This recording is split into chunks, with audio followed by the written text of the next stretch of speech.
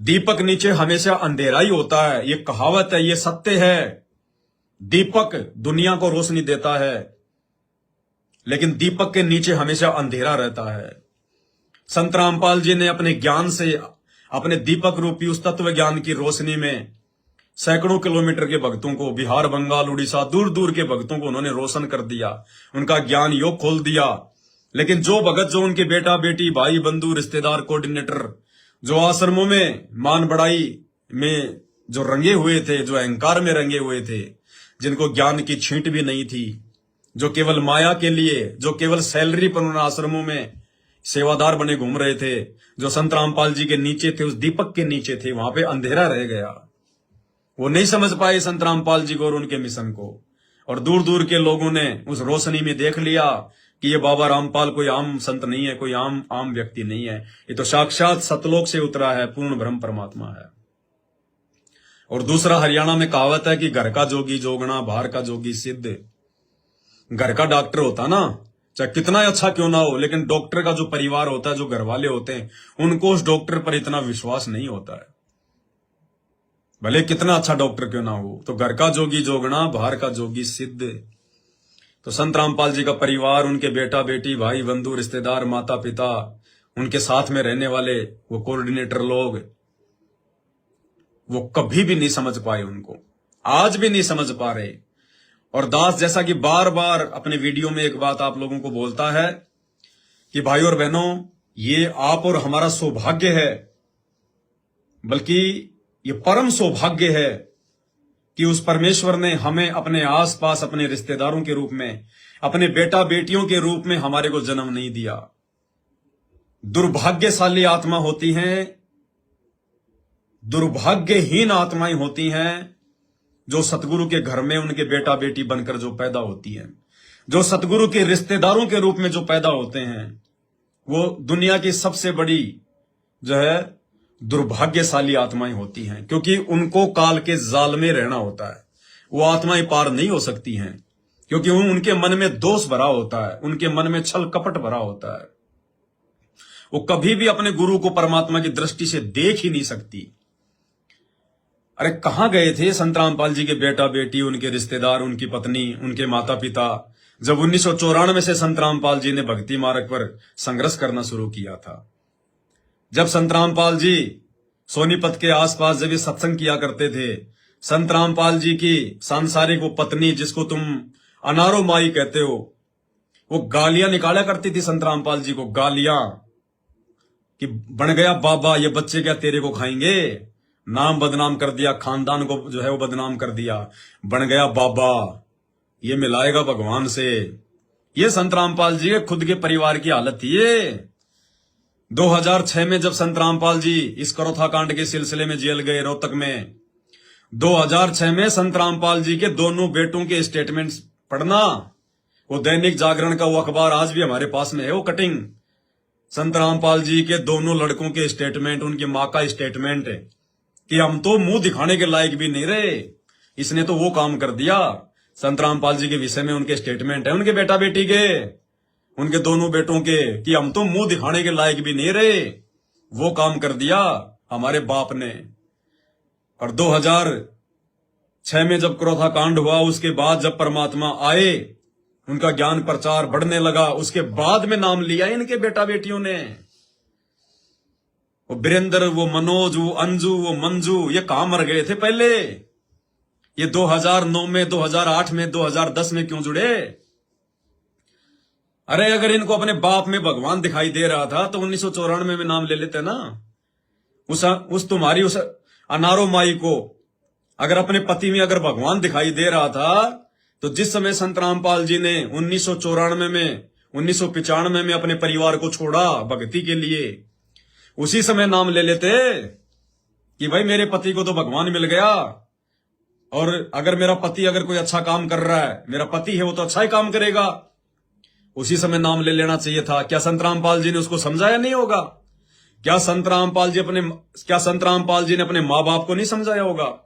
1988 में जब संत रामपाल जी ने नाम लिया, उसी समय से उन्होंने अपने परिवार को भी समझाया होगा। अरे जैसे आज हम नाम लेंगे हम अपने रिश्तेदारों को समझाने लग जाते हैं, अपने माता पिता को समझाते हैं, भाई बंधुओं को समझाते हैं कि नाम ले लो, भगवान आया हुआ है। तो सन 1988 में जब संत रामपाल जी ने नाम दीक्षा ली, तो क्या उस समय से उन्होंने अपनी पत्नी को नहीं समझाया होगा, अपने माता पिता को नहीं समझाया होगा, अपने भाई को नहीं समझाया होगा?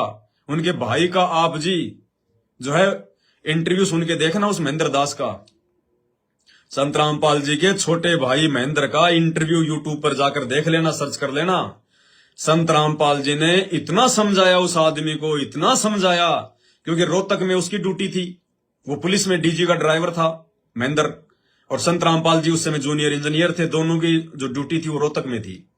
संत रामपाल जी जब उनका लंच का समय होता था दोपहर का, तो खाना नहीं खाते थे, अपने भाई के पास चले जाया करते थे कि किसी प्रकार से ये नालायक आ जाए मेरी शरण में, भक्ति पे लग जाए। परमात्मा उसके कमरे पे जा जाके उसको समझाया करते थे, और वो नहीं माना करता था। खुद अपने इंटरव्यू में कह रहा है, वो स्वीकार कर रहा है कि उन्होंने मुझे बहुत समझाने का प्रयास किया, लेकिन मेरी रुचि भक्ति में नहीं थी। और एक दिन तो मैंने उनको बोल दिया कि मेरे को ज्यादा परेशान मत किया करो, यहां पर आकर कुछ नहीं रखा है भक्ति में, अपने बच्चों को पालो, अपने बच्चों की सेवा करो, यही सबसे बड़ा धर्म है, यही सबसे बड़ी भक्ति है। उसके बाद में संत रामपाल जी ने उसके पास धीरे धीरे जाना छोड़ दिया। अपने भाई को धमकाया उसने, भगवान को धमकाया।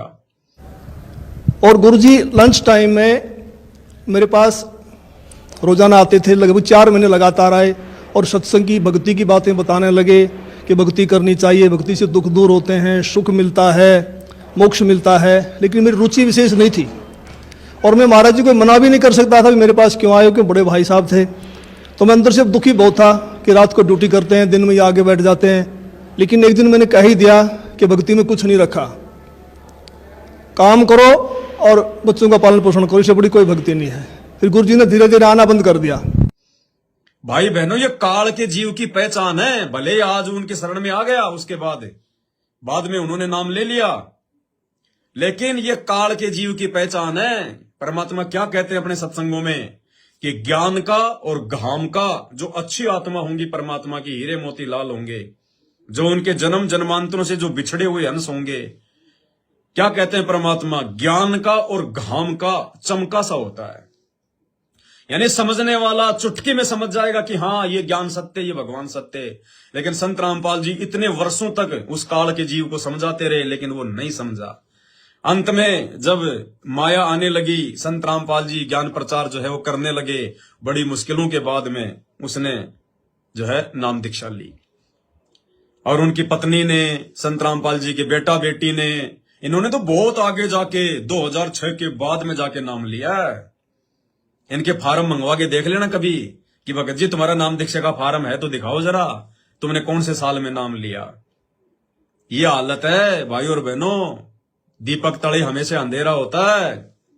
तो ये आप और हम सत्सेवक भाई बहनों का सौभाग्य कि परमात्मा ने हमें अपने रिश्तेदारों में, अपने बेटा बेटी के रूप में जो है जन्म नहीं दिया, नहीं तो हम नरक में जाते। नरक में हमारा मोक्ष नहीं था इस जन्म में बिल्कुल भी, और ना उनके बेटा बेटी का, उनकी पत्नी का, उनके माता पिता का इस जन्म में उनका मोक्ष है, बिल्कुल नहीं है, हो ही नहीं सकता। ये भक्ति विधान होता है। ये बेटा बेटी के रूप में, रिश्तेदारों के रूप में तो काल अपने एजेंट भेज देता, पहले ही अपने एजेंट तैयार कर देता काल।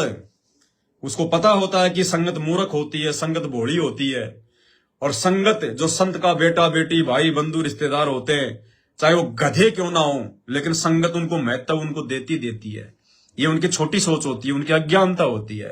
तो काल अपने दूत पहले ही संत के आसपास भेजता हमेशा। ये रूल है, ये इतिहास है। 650 साल पहले जब कबीर भगवान आए, तो कमाल नाम के जिस लड़के को परमात्मा ने जीवित किया था, क्योंकि काल भी तो अपने स्तर का बहुत बड़ी एक शक्ति है ना, उसको भी तो मालूम था इस बात का कि ऐसे ऐसे वो जो है घटना जो है वो घटेगी। काल ने मृत्यु अंधा नाम का अपना दूत उस कमाल नाम के रूप में भेज दिया, और अंत में वही कमाल जिसको उस कबीर परमात्मा ने मुर्दे से जिंदा किया, अपने बेटे की तरह अपने पास में रखा, उसको पाला पोसा, उसको जो है वो दीक्षा दी, वही कमाल अंत में जो है गुरुद्रोही साबित हुआ। परमात्मा की संगत को उसने तोड़ा। आगे चल के जब परमात्मा ने देखा कि मैं धर्मदास के माध्यम से अपने इस मार्ग को मैं आगे बढ़ाऊंगा, तो धर्मदास के परिवार में काल ने पहले से ही अपने उसके पुत्र नारायण दास के रूप में अपना एजेंट भेज दिया। उसके बाद में आप गरीबदास जी के वो देख लो, आज उनके जो पंथ है उनका जो है टुकड़े टुकड़े कर दिए। नानक जी को देख लो, उनके दोनों लड़कों ने उनकी बात लास्ट तक नहीं मानी।